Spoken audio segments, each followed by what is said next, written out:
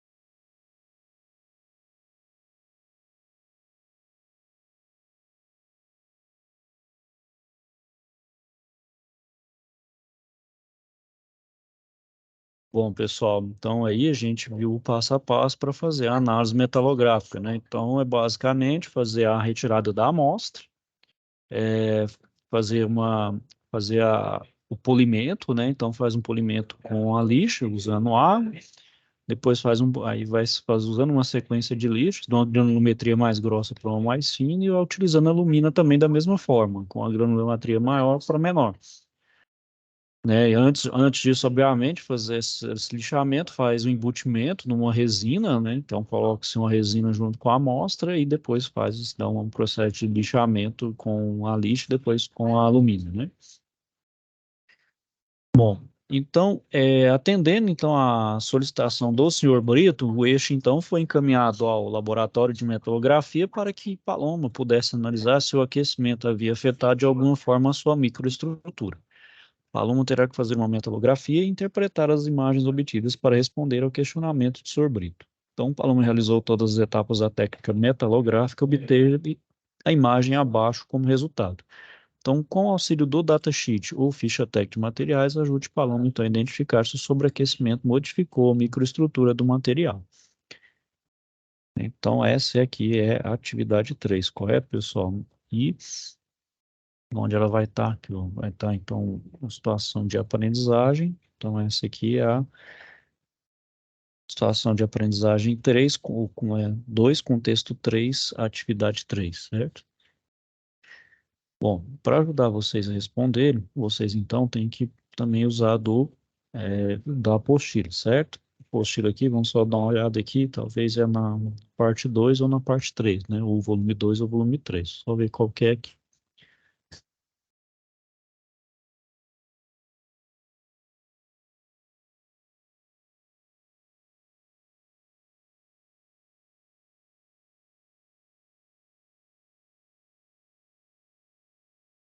Vamos ver aqui, talvez é na volume 3. Só um minutinho aqui, pessoal.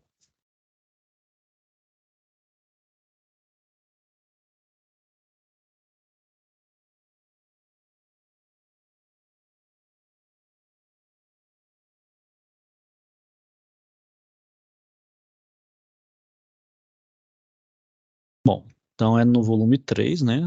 No capítulo 4 aqui, tá vendo? Ó, a parte de metalografia, na parte de análise metalográfica, as etapas, ataque químico e a interpretação, certo?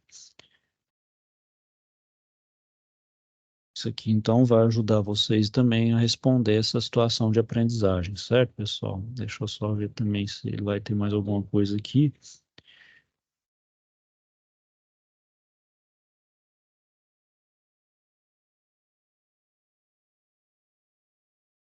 Não, não, é só isso mesmo, pessoal. Então, deixa eu só ver se esse anexo aqui tem alguma coisa. Isso é esse. Deixa eu só ver se tem alguma. Isso, pessoal. Então, como eu mostrei aqui, ó, esse datasheet vai ser esse daqui, ó. Esse último aqui, ó, datasheet tabela de estoque, que vai ter a micrografia e a partir dele vocês vão conseguir também responder essa situação de aprendizagem, além do que está lá no livro. Ok, pessoal? Então é isso aí. Vou finalizando aqui por hoje. Caso tenha alguma dúvida ou questionamento, não deixe de procurar. Certo, pessoal? Então é isso aí. Vou desejar a todos, então, uma boa noite. Fiquem todos com Deus e até a próxima.